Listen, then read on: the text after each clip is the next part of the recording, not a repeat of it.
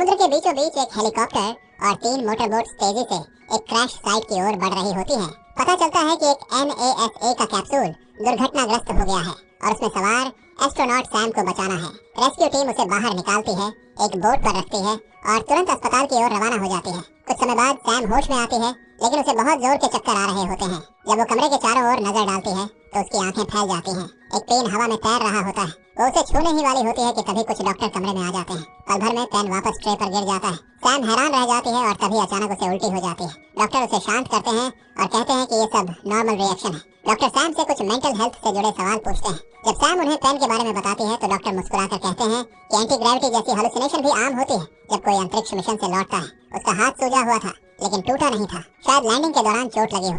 जब डॉक्टर पूछते हैं कि क्रैश के वक्त क्या हुआ था, सैम बताती है कि सब कुछ सामान्य था। उसे मिशन कंट्रोल से कोऑर्डिनेट्स मिल रहे थे, लेकिन अचानक उसका स्पेसक्राफ्ट किसी चीज से टकरा गया। उसके बाद उसे कुछ याद नहीं, शायद वो फ्री फॉल में बेहोश हो गई थी। डॉक्टर बताते हैं कि कैप्सूल की बाहरी परत पर किसी चीज ने छेद किया था और उसका हेलमेट तक टूट गया था। उनका मानना है कि वो शायद कोई मीटियोराइट डेब्रिस था। वे सैम के स्पेस सूट से मिले अजीब पार्टिकल्स की जांच शुरू कर चुके हैं। कुछ देर बाद सैम से मिलने उसका पति मार्क और बेटी इजी आते हैं, लेकिन क्वारंटीन नियमों के चलते वो सिर्फ ग्लास वॉल के पार ही बात कर सकती है। थोड़ी देर में उसका पिता विलियम भी आता है और बताता है कि अब पेंटागन भी NASA के साथ मिलकर जांच करेगा, क्योंकि उन्होंने उसकी री एंट्री के दौरान कुछ रहस्यमयी फ्रीक्वेंसीज डिटेक्ट की थी। सरकार ने सैम के लिए एक सेफ हाउस तय किया है ताकि वो रिकवरी कर सके और मीडिया से दूर रहे। एक डॉक्टर आता है और सैम को आगे के टेस्ट के लिए ले जाता है। जाते जाते सैम अपनी बेटी की ओर हाथ बढ़ाकर कहती है सी यू सून। कुछ दिनों बाद एक कॉन्वॉय सैम को लेकर एक दूरस्थ घर में पहुंचता है। वहाँ डॉक्टर मिशेल उसका स्वागत करती है और घर का टूर देती है। वो बताती है कि ये जमीन 1950 के दशक में हथियार परीक्षणों के लिए खरीदी गई थी, लेकिन अब इसे डिप्लोमेटिक रिकवरी प्रोग्राम्स के लिए इस्तेमाल किया जाता है। बाहर एक टेलीस्कोप भी रखा गया था ताकि सैम को स्पेस की याद बनी रहे। लेकिन जैसे ही सैम उस टेलीस्कोप से देखने लगती है, उसके कानों में तेज दर्दनाक आवाज गूंजती है और उसके दिमाग में अजीब विजन उभरने लगते हैं। कुछ अनजान चेहरे, चमकती रोशनी और यादों के टुकड़े। मिशेल उसे संभालती है और कहती है कि ये सब सामान्य है। मिशेल उसे बताती है कि आने वाले कुछ दिनों में उसे लक्षण महसूस हो सकते हैं, जैसे नाक से खून आना या भ्रम, हेलुसिनेशन। अगर वो फिर से मिशन पर लौटना चाहती है तो उसे सिर्फ रिकवरी पर फोकस करना होगा, क्योंकि 2 महीने बाद उसका असेसमेंट टेस्ट है। डॉक्टर हर सुबह उसके नियमित चेकअप के लिए आएंगे। टीम के जाने के बाद सैम को भयंकर सिर दर्द होता है। वो अपना टेम्परेचर चेक करती है, बुखार नहीं था। जब वो अपने हाथ की पट्टी हटाती है तो देखती है कि नील और सूजन पहले से ज्यादा बढ़ चुके हैं। वो कुछ चीजें पैक कर रही होती है कि अचानक उसकी नाक से खून टपकने लगता है। वो किचन में कपड़ा लेने जाती है, तभी उसकी बेस्ट फ्रेंड वेल का वीडियो कॉल आता है। बात करते करते सैम एकदम जम जाती है। उसकी निगाहें बैकयार्ड की ओर टिकी रहती हैं। वेल उसे पुकारती रहती है। तब सैम होश में आती है और कहती है मुझे लगा मैंने कुछ देखा। जब वो दूसरे कमरे में जाती है तो उसे साए, शैडोज के बीच कुछ हिलता हुआ दिखाई देता है। वेल उसे सलाह देती है कि वो अपने सिम्टम्स को डॉक्टरों से छिपाए ताकि वो जल्द से जल्द स्पेस मिशन पर लौट सके। कॉल खत्म होते ही लाइट्स फ्लिकर करने लगती हैं और एक भयंकर आवाज गूंजती है। सैम जांच करने जाती है। फर्श पर मिट्टी और बारिश का पानी फैला होता है। एक कुर्सी उलटी पड़ी होती है और बैकयार्ड का दरवाजा खुला होता है। वो टेलीस्कोप लेकर बाहर जाती है और जंगल की ओर देखती है। उसे साए के बीच कुछ हलचल दिखती है और एक पल में वो गायब हो जाता है। सैम टॉर्च लेकर जंगल में जाती है और एक पत्थर उस जगह फेंकती है जहाँ उसने कुछ हिलता देखा था। उसे पता नहीं होता कि वो चीज अब घर की छत पर है। तभी उसके कानों में वही तीखी चीख जैसी आवाज गूंजती है और फिर उसके दिमाग में तेज विजन दौड़ने लगते हैं। अगली सुबह सैम जागती है और देखती है कि उसके हाथ पर अब पट्टी नहीं है। ब्रूज अब उसके पूरे हाथ तक फैल चुका था। वो नाश्ता बना रही होती है कि तभी एक अंडा हवा में तैरने लगता है। वो घबरा कर उसे पोक करती है। अंडा हिलता है पर नीचे नहीं गिरता। जब वो हाथ छोड़ देती है तब भी अंडा हवा में लटका रहता है। उसी समय मेडिकल टीम घर पहुंच जाती है और अंडा नीचे गिरकर टूट जाता है। सुबह भर उसके ऊपर कई टेस्ट किए जाते हैं। एक्सरसाइज करते वक्त उसके पैर में दर्द होता है, लेकिन वो कहती है बस क्रैम्प है। टेस्ट के बाद वो थक कर काउच पर गिर जाती है। मिशेल उसे आइस पैक देती है और कहती है माफ करना, आज के टेस्ट जरा टफ थे, लेकिन तुम्हारा डेटा हमारे स्पेस प्रोग्राम के लिए बेहद कीमती है। मिशेल पूछती है कोई और लक्षण? सैम झूठ बोलती है नहीं, सब ठीक है। टीम के चले जाने के बाद सैम मार्क को कॉल करती है और कहती है कि वो रिकवरी के बाद फैमिली ट्रिप पर जाना चाहती है। मार्क मना करता है, ये अच्छा आइडिया नहीं है। अगर हम डिवोर्स ले रहे हैं तो इजी को ये सब नहीं देखना चाहिए। सैम आहत होती है और कहती है हम अभी भी सब समझने की कोशिश कर रहे हैं। मार्क कहता है हमने तुम्हें लगभग खो दिया था। तुम्हारी ट्रेनिंग, तुम्हारे मिशन, ये सब बहुत भारी था और मुझे पता है तुम जल्द ही अगला मिशन लेने वाले हो। सैम भावुक होकर कहती है तुम दोनों मेरे लिए बहुत मायने रखते हो। मैं चाहती हूँ कि इजी के पास वो परिवार हो जो मेरे पास कभी नहीं था। तभी खुलासा होता है कि इजी गोद ली गई थी क्योंकि सैम और मार्क अपने बच्चे नहीं कर सकते थे। लेकिन मार्क कहता है शायद उसे भी वो क्लोजर नहीं मिला जो हम सोच रहे थे। इजी उन्हें एक ड्राइंग दिखाती है जिसमें वो तीनों हैं और आसमान में कुछ स्पेस लोग बने हुए हैं। बाद में सैम जंगल में वॉक पर जाती है। अचानक उसके कानों में फिर वही भयानक आवाज गूंजती है। उसके दिमाग में तेज विजन आने लगते हैं। सर्च टीम, धुआं, रोशनी, हादसे की झलकें। जब आवाज थमती है वो नीचे देखती है। पत्तों के नीचे एक केबल छिपी होती है। वो उस केबल को फॉलो करती है और देखती है एक नकली पत्थर जिसमें रोशनी चमक रही होती है। जब वो उसे उठाती है तो पता चलता है कि उसके अंदर एक छिपा हुआ कैमरा है। सैम चौंक जाती है और दूसरा केबल फॉलो करती है। वहाँ भी उसे एक और नकली पत्थर और दूसरा कैमरा मिलता है। लौटते वक्त उसका पैर पेड़ की जड़ में फंस जाता है। वो गिर जाती है और उसका सिर जोर से लग जाता है। जब वो होश में आती है तो खुद को अपने बिस्तर पर पाती है। उसके बालों में खून लगा होता है। तभी एक आदमी कमरे में आता है और कहता है, हमने तुम्हें बाहर जख्मी हालत में पाया था। सैम पूछती है, तुम लोग कौन हो?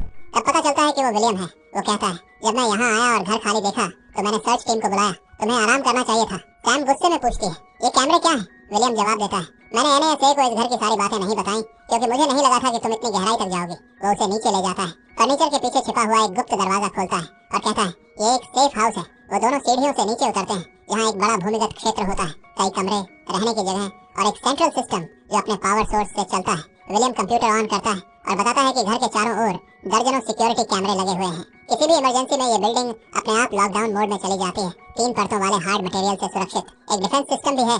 लेकिन विलियम मुस्कुराकर कहता है, शायद तुम्हें उसकी जरूरत कभी नहीं पड़ेगी। विलियम के जाने के बाद स्क्रीन ग्लिच करने लगती है। सैम अपने हाथ की ओर देखती है। अब उसका नील पूरे हाथ तक फैल चुका है। वो उसकी फोटो लेकर वेल को भेजती है। वेल जवाब देती है, बस आइस लगाओ, सब ठीक हो जाएगा। शाम को सैम जकूजी में रिलैक्स कर रही होती है। हवा तेज चल रही होती है, लेकिन अचानक हवा थम जाती है। जंगल की तरफ से एक अजीब आवाज आने लगती है। फिर अगले ही पल हवा फिर से चलने लगती है। डर के मारे सैम घर के अंदर भागती है। मार्क को कॉल करती है, लेकिन कॉल वॉइसमेल पर चला जाता है। तभी लाइट्स फिर से फ्लिकर करने लगती हैं। वो फ्लैशलाइट उठाती है, बालकनी पर जाती है, लेकिन उसे कुछ भी असामान्य नहीं दिखता। सैम जब अंदर लौटती है तभी अचानक बिजली चली जाती है और दरवाजे पर एक रहस्यमयी राक्षस नजर आता है।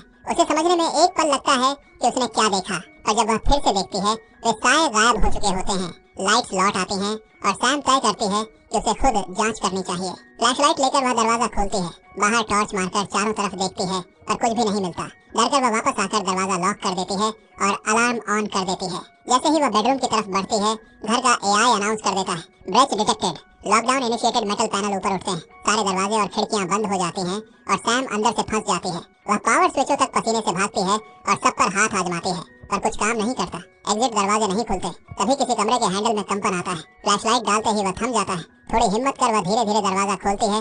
बाहर भी कुछ नहीं। फिर लाइट्स फिर से झिलमिलाती हैं। खिड़की के पास रखा पौधा हिलता है और फ्लैशलाइट गिर जाती है। उठाकर ऊपर देखने पर शीशे पर एक डरावना हाथ छूता हुआ दिखाई देता है। सैम दहशत से चीख कर नीचे भागती है। सीक्रेट एंट्रेंस खोलती है और बंकर तक दौड़कर पहुंचती है जहां सिक्योरिटी कैमरे लगे थे। शुरू में स्क्रीन पर कुछ नहीं आता पर आखिरकार सही स्विच मिलकर कैमरे चालू हो जाते हैं। मॉनिटर पर वही प्राणी घास पर झुका हुआ मिलता है और जैसे ही लाइट झिलमिलाती है वह गायब हो जाता है। तभी फोन बजता है और सैम की आंख खुलती है। वो कंप्यूटर डेस्क पर सो गई थी। ऊपर भागकर वह पाती है कि विलियम अपनी टीम के साथ आया हुआ है। सैम बताती है कि जनरेटर में ब्लैकआउट हुआ। विलियम कहता है कि उन्होंने भी ब्लैकआउट डिटेक्ट किए हैं और अपनी टीम भेज दी है। सैम आग्रह करती है कि घर में कोई घुस आया था। विलियम सिक्योरिटी फुटेज चेक करवाने का वादा करता है। सैम को अपने पैर में चुभन महसूस होती है। जूता उतार कर वह देखती है कि पंजे से खून बह रहा है। बाथरूम में मोजा उतार कर जख्म धोती है पर घाव पैर तक फैल चुका है। जब वह घाव छूती है तो एक तेज चीख निकलती है और नाखून अपने आप अलग हो जाता है। वह बैंडेज लगाकर ब्रूज वाली बांह पर बर्फ रखती है। फिर लाइट्स फिर से झिलमिलाने लगती हैं और वह टेबल खींचकर बैक डोर के सामने रख देती है। वह बंकर की सीढ़ियां चढ़ते हुए अचानक पीठ में भयंकर दर्द का शिकार होकर सीढ़ियों से लुढ़क जाती है। दर्द से कराहते हुए वह देखती है कि उसकी पीठ पर जेल जैसा पारदर्शी पदार्थ चिपका हुआ है। फोन भी टूट चुका है। ऊपर कदमों की आवाजें गूंजने लगती हैं। सैम कंप्यूटर रूम की ओर भागती है और कैमरे ऑन कर देती है। स्क्रीन पर कुछ नहीं दिखता पर स्कैन शुरू करते ही कंप्यूटर कहता है, एक और जीवन रूप का पता चला। स्क्रीन ग्लिच होती है और मॉन्स्टर अंततः कैमरा में दिखाई देता है। किचन में छिपकर वह ओवन के शीशे में मॉन्स्टर का प्रतिबिंब देखती है। वह सौभाग्य से पकड़ी नहीं जाती। जब दोनों चले जाते हैं तो सैम दरवाजा पार कर भाग निकलती है और बाथरूम में खुद को बंद कर फर्नीचर से दरवाजा अटकाती है। मॉन्स्टर्स दरवाजे पर हमलावर होते हैं। सैम शावर में छिपकर वेंट के जरिए दीवारों के पार निकलने का मार्ग बनाकर भाग निकलती है। जंगल में भागते हुए उसकी सारी बॉडी जगमगा उठती है और वह मॉन्स्टर्स की आवाजें सुनती हुई, लेकिन अपने परिवार की आवाजें नहीं। सड़क पर विलियम हथियारबंद टीम के साथ पहुंचता है और कहता है कि वे कुछ बहुत ही बुद्धिमान चीज से निपट रहे हैं। खोजी दल को भेजा जाता है। सोल्जर्स घर की बाकी जगहें तलाशी लेते हैं और विलियम बंकर में जाकर तबाही का मंजर देखता है। जंगल में गिरते हुए सैम के सामने मॉन्स्टर्स आते हैं। वह दया की भीख मांगती है। एक प्राणी उसकी थोड़ी उठाकर उसकी आंखों में देखता है। उसकी आंखों में करुणा है। वह अजनबी भाषा में कुछ कहता है और सैम हर शब्द समझ जाती है। बाकी प्राणी भी पास आते हैं। पहला प्राणी कहता है, हमने तुम्हें बहुत मिस किया। सैम पूछती है, तुम लोग कौन हो? वे कहते हैं, हम तुम्हारा परिवार हैं। प्राणी उसका माथा अपने माथे से लगाते हैं और अचानक उसकी खोई यादें लौट आती हैं। सत्य यह निकलता है कि सैम इंसान नहीं बल्कि एक एलियन थी। उसकी फैमिली का स्पेसशिप सालों पहले पृथ्वी पर क्रैश हुआ था। विलियम और उसकी टीम ने उन एलियंस को पकड़ने की कोशिश की और भीड़ भाड़ में सैम अलग हो गई। खुद को बचाने के लिए उसने कैमोफ्लेज डिवाइस इस्तेमाल किया और इंसान जैसी दिखने लगी। विलियम ने उसे पाकर बेटे की तरह पाल लिया। समय के साथ कैमोफ्लेज का असर कम होने लगा और उसकी असली फैमिली उसे तलाशने निकली और वही ऊर्जा जो कैप्सूल से टकराई वे थे जो उसे वापस बुलाने आए थे। इसी समय मार्क और इजी घटनास्थल पर आते हैं। वे पाते हैं कि सैम एलियंस से घिरी है। उसकी देह हल्की नीली रोशनी से चमक रही है। इजी भयभीत होती है, पर सैम कहती है, डर मत, मैं तुम्हें कोई नुकसान नहीं पहुंचाऊंगी। तभी विलियम हथियार उठाए आता है और चिल्लाता है, मुझे हमेशा से पता था कि तुम क्या हो। असलियत यह है कि विलियम ने सैम को अंतरिक्ष यात्री बनने के लिए प्रेरित किया था। जानबूझकर उसने उसे उसी मिशन पर भेजा ताकि एलियंस को इस जगह पर आकर्षित किया जा सके। अब वह चाहता है कि इन्हें सरकार की संपत्ति बनाकर रोका जाए। जब विलियम बंदूक निकालता है, मार्क बीच में कूदकर उसे पकड़ लेता है। उसी समय सैम का कैमोफ्लेज पूरी तरह टूट जाता है और वह अपनी असली चमकती एलियन शक्ल में प्रकट होती है। आसमान में एक तेज रोशनी फूटती है। एलियंस की स्पेसशिप अपने इंजनों को भरकर उठती है और एक क्षण में आकाश में विलीन हो जाती है, पीछे उजली धार छोड़ते हुए। सोल्जर्स और वैज्ञानिक बस देखते रह जाते हैं। जो होना था हो चुका होता है।